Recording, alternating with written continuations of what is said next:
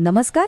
दक्षिण महाराष्ट्रातली दोन एकदम महत्वाची शहरं, एकीकडे कोल्हापूर आणि दुसरीकडे सांगली. दोन्ही तशी एकमेकांच्या अगदी जवळ, पण त्यांची ओळख मात्र कमालीची वेगळी आहे. एक रांगडं तर दुसरं तितकंच कलासक्त. चला तर मग आज या दोन शहरांमधला नेमका फरक काय आहे हे जरा खोलात जाऊन समजून घेऊया. आता बघा, ही दोन्ही शहरं एकाच प्रदेशातली, अगदी शेजारी शेजारी वसलेली, तरीही त्यांची संस्कृती, अर्थव्यवस्था, त्यांची ओळख इतकी भिन्न कशी काय? हा फरक आला कुठून? याच प्रश्नाचं उत्तर आपण आज शोधणार आहोत. खरं तर आपल्या संपूर्ण विश्लेषणाचा मूळ गाभा तो ह्याच एका चित्रात दडलेला आहे. एका बाजूला आहे कोल्हापूर, एक राजेशाही राजधानी जिथे योद्ध्यांची एक मोठी परंपरा आहे, आणि दुसऱ्या बाजूला आहे सांगली, एक कृषी केंद्र ज्याची मुळं कलेमध्ये खोलवर रुजलेली आहेत. हाच तो DNA आहे जो ह्या दोन्ही शहरांना घडवतो, त्यांना त्यांची वेगळी ओळख देतो. आता या फरकाची मुळं शोधण्यासाठी आपल्याला इतिहासात थोडंसं मागे जावं लागेल. पाहूया या दोन्ही शहरांचे मार्ग इतिहासाच्या कोणत्या वळणावर वेगवेगळे झाले. म्हणजे बघा, खरा फरक इथेच सुरू होतो. कोल्हापूर हे थेट मराठा साम्राज्याची गादी होतं, छत्रपतींचा वारसा सांगणारे एक महत्त्वाचं संस्थान. साहजिकच तिथल्या मातीत राजेशाही, शौर्य आणि प्रशासनाचा एक दबदबा रुजला. तिथला समाज कायम सत्तेच्या जवळ राहिला. याच्या अगदी उलट सांगलीचा विकास झाला तो पेशवे काळात पटवर्धन शासकांच्या अधिपत्याखाली. आणि त्यांचा भर कशावर होता? तर शेती, व्यापार आणि कलेवर. पटवर्धन घराणं हे स्वतः विद्वान आणि कलाप्रेमी होतं, त्यामुळे त्यांनी युद्धापेक्षा व्यापाराला आणि कलेला जास्त प्रोत्साहन दिलं. आणि याचमुळे दोन्ही शहरांची ओळख पूर्णपणे वेगळी घडत गेली. इतिहासाप्रमाणेच आजच्या काळातली यांची अर्थव्यवस्था म्हणजे यांचा कणाही पूर्णपणे वेगळा आहे. एकीकडे आहे उद्योग तर दुसरीकडे आहे कृषी. चला पाहूया या दोन शहरांना आर्थिकदृष्ट्या नेमकं काय चालवतं. कोल्हापूर आज एक मोठं औद्योगिक केंद्र म्हणून ओळखलं जातं. राजर्षी शाहू महाराजांनी जो पाया घातला त्यावर इथे उद्योगांची मोठी भरभराट झाली. विशेषतः फाउंड्री उद्योग म्हणजे जिथे धातू वितळून ओतकाम करतात आणि ऑटोमोबाईलचे सुटे भाग बनवणारे उद्योग हे इथे मोठ्या प्रमाणावर आहेत. या उलट सांगलीची अर्थव्यवस्था पूर्णपणे शेतीवर अवलंबून आहे. हळद, द्राक्षे आणि ऊस ही इथली मुख्य पिकं आहेत. पण गंमत म्हणजे सांगली फक्त शेती करत नाही, तर त्यावर प्रक्रिया करून एक मोठी कृषी व्यवसाय साखळी तयार करते. हळदीची प्रचंड मोठी बाजारपेठ, बेदाणा निर्मिती आणि आता तर वाईन उद्योग हे त्याचेच उत्तम पुरावे आहेत. कोल्हापूरच्या औद्योगिक ताकदीची कल्पना करायची असेल तर फक्त हा आकडा बघा, तब्बल 1500 कोटी रुपये. एवढ्या किमतीची निर्यात एकटा फाउंड्री उद्योग दरवर्षी करतो. विचार करा, जगभरातल्या मोठमोठ्या कंपन्यांना लागणारे इंजिनचे पार्ट्स इथल्या उद्योगांमध्ये बनतात. हीच ताकद कोल्हापूरला इतरांपेक्षा वेगळं ठरवते. आता वळूया सांगलीच्या कृषी सामर्थ्याकडे. सांगलीला उगाच भारताची हळद राजधानी असं नाही म्हणत. संपूर्ण देशात हळदीचा भाव काय असेल हे सांगलीची बाजारपेठ ठरवते. इथल्या वायदे बाजारात होणारी उलाढाल ही कोट्यावधींची असते.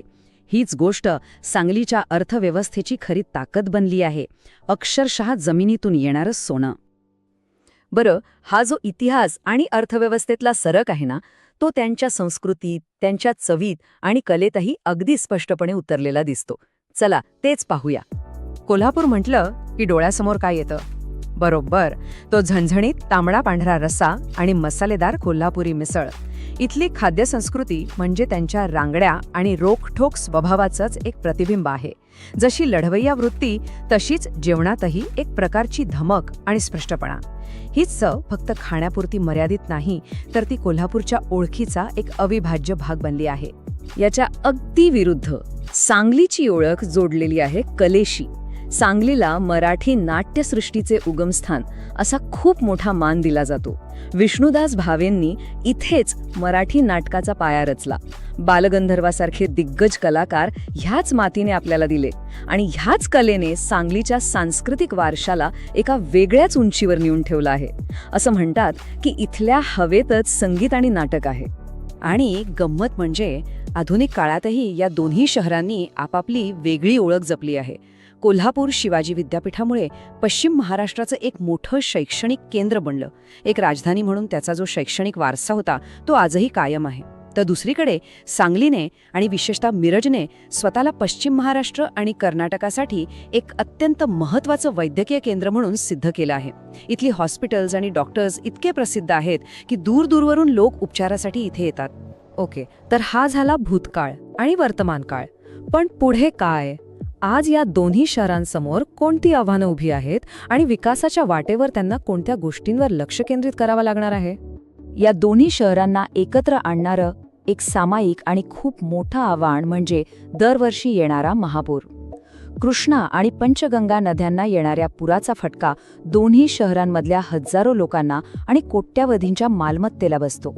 यावर एक कायमस्वरूपी तोडगा काढणं हे दोघांसमोरचं आज सर्वात मोठं ध्येय आहे. या समस्येचं गांभीर्य ओळखून सरकारने एक मोठं पाऊल उचललंय.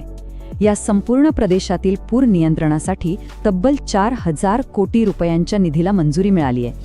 अर्थात या निधीचा योग्य वापर करून नद्यांचं खोलीकरण करणं आणि पूर नियंत्रण करणं हे एक मोठं आव्हान असेल, पण यामुळे भविष्यात नक्कीच दिलासा मिळण्याची आशा आहे. पुराच्या या सामायिक आव्हानांव्यतिरिक्त दोन्ही शहरांच्या काही स्थानिक वेगळ्या समस्याही आहेत.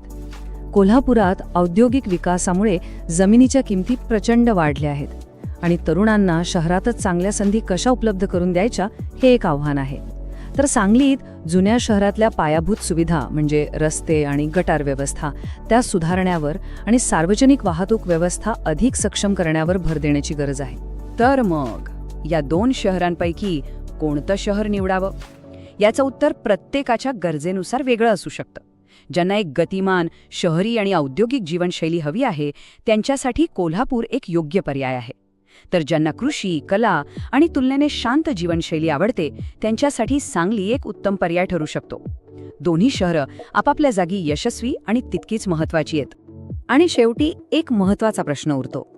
कोल्हापूर आणि सांगलीसारखी शहरं जी आपापल्या क्षेत्रात एक विशेष ओळख निर्माण करत आहेत, हीच भारताच्या भविष्यातील विकासाची नवी दिशा तर ठरवणार नाहीत ना? मोठ्या महानगरांवरचा भार कमी करून अशी प्रादेशिक शक्ती केंद्र तयार करणं हेच विकासाचं खरं मॉडेल ठरू शकतं का? यावर विचार करणं खरंच खूप गरजेचं आहे.